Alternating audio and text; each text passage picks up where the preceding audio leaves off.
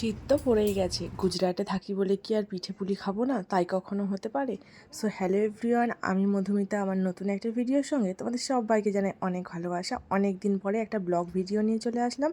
সকাল সকাল ঘুম থেকে উঠে গেছি, রান্নাবান্না কিন্তু কমপ্লিট আগেই হয়ে গেছে। এখন ঘড়িতে প্রায় 8:30-9টার মতো বাজে। বরমশাই ওই যে গেল অফিস, আর এখন মা ছেলে মিলে কিন্তু সারা দিনে কী করি না করি সবই এই ভিডিওতে শেয়ার করব। প্রথমে ভাবলাম আজকে বেড কভারটা চেঞ্জ করি, আর একদমই বিছানা তুলতেই চলে এসেছিলাম ঘরে, কারণ বাবা আর ছেলে অনেকটা লেট করে ঘুম থেকে ওঠে। আমার রান্নাবান্নার পরে, বরমশাই অফিসে যাওয়ার পরেই আমি বিছানাটা তুলি আর কি।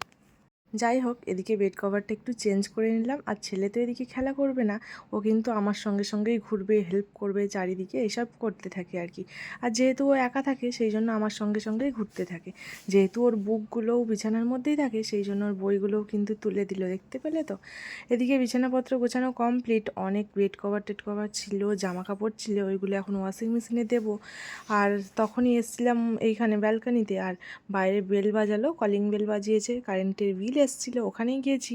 এসে দেখছি ছেলে জামা কাপড় দিচ্ছে, আর ওর হাত দিয়েই কিন্তু দিতে হবে আর কি। ও এইভাবেই সময় কাটায় আমার সঙ্গে, আর ও এগুলো করতেও ভীষণ ভালোবাসে। মানে আমার সঙ্গে সঙ্গে যেহেতু থাকে পুরো দিন একা আর কি, বাচ্চা মানুষ যেটা দেখে সেটাই করার চেষ্টা করে। আর ওর হাত দিয়ে কিন্তু দিতে হবে, আমি যে দিয়ে দেবো ওর পছন্দ হবে না, ওকে দিলে ও দেবে। যাই হোক, এদিকে মা ছেলে মিলে এখন জামা কাপড়গুলো কাচতে দেবো। আর মা ছেলের স্নান কিন্তু আমরা আগেই কমপ্লিট করে নিয়েছি বিছানাপত্র গুছানোর পর। যেহেতু সকাল সকাল বরমশাই অফিসে চলে যায়, সেই জন্য কাজবাজও কিন্তু প্রায় আমাদের 11টার মধ্যে কমপ্লিট হয়ে যায়।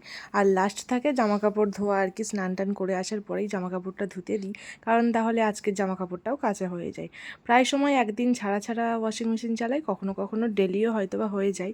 যাই হোক, এদিকে ছেলেকে কোলে নিয়ে এখন বাটামগুলো দাবাতে হবে, তাহলে ও খুশি হয় আর কি। আর না হলে ও কান্না শুরু করে দেবে। এইভাবেই আমাদের সময় কাটতে থাকে। আর এদিকে জামা কাপড়গুলো কাচতে তো দিয়ে দিয়েছি, এখন ছেলেকে ঘুম পাড়াবো, খাওয়াবো আর কি। দুষ্টু আয়ানের এখন দুষ্টুমি শুরু হয়ে গেছে।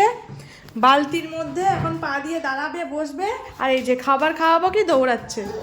বাবাই, তুমি গুড বয় না? গুড বয় তো। এই যে চারিদিকে এখন দৌড়ে বেড়াবে, ওকে খাবার খাওয়াবো কি চারিদিকে দৌড়াবে। ওকে একবার খাওয়াতে গেলে একটা দৌড়াতে হয়, কি বলবো। পা দেবে না কিন্তু, নোংরা জল। হ্যাঁ, ছেলেকে অনেক কষ্টে খাইয়ে দাইয়ে এখন আমি খেতে বসে গেছি। আর আজকে নিরামিষ রান্না বান্না করেছিলাম আর কি।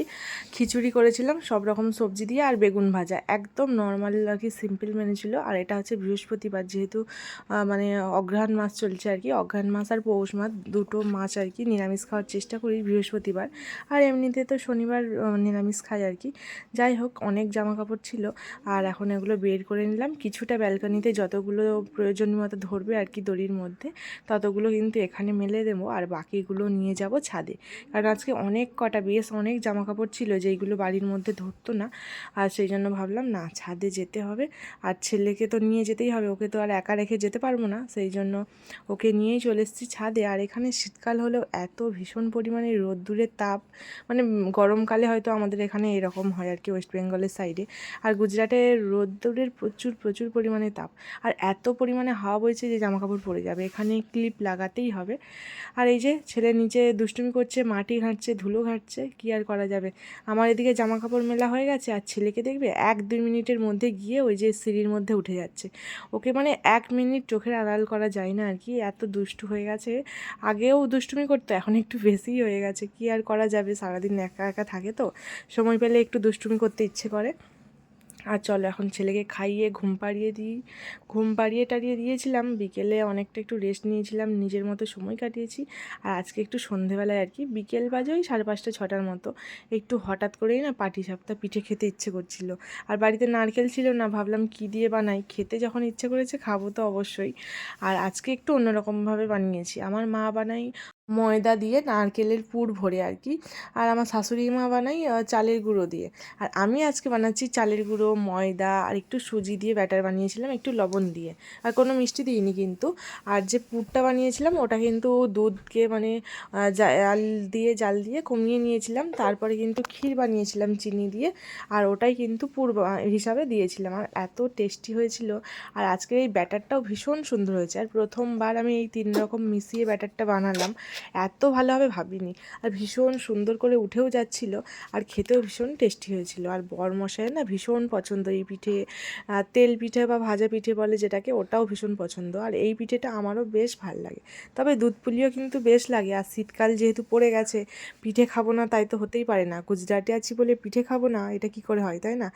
যেমন পারি তেমন বানিয়ে খাবো। তবে প্রথমবার হাতে খড়ি নয়, আমি গুজরাটে যখন অন্য একটা জায়গায় থাকতাম ওখানেও কিন্তু আমি নিজে নিজেই ট্রাই করেছিলাম, আর বেশ ভালোই হয়েছে। আর এখন যেহেতু ছেলে আছে সঙ্গে, ওকে নিয়ে একটু টাফ হয়, যেহেতু কান্নাকাটি করে, কখনো বলে কোলে উঠবো, কখনো বায়না করে, তাও ওকে সামলিয়ে যদি ইচ্ছে করে তাহলে তো বানাতেই হবে, তাই না?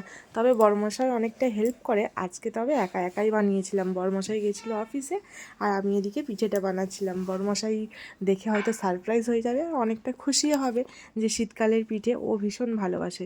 যাই হোক, এদিকে পিঠেও বানানো কমপ্লিট হয়ে গেছে।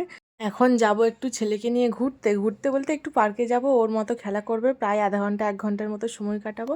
যাই হোক, আজকের ভিডিওটা এখানেই শেষ করছি। ভিডিওটা কেমন লাগলো অবশ্যই জানিও। দেখা হবে নতুন একটা ভিডিওতে।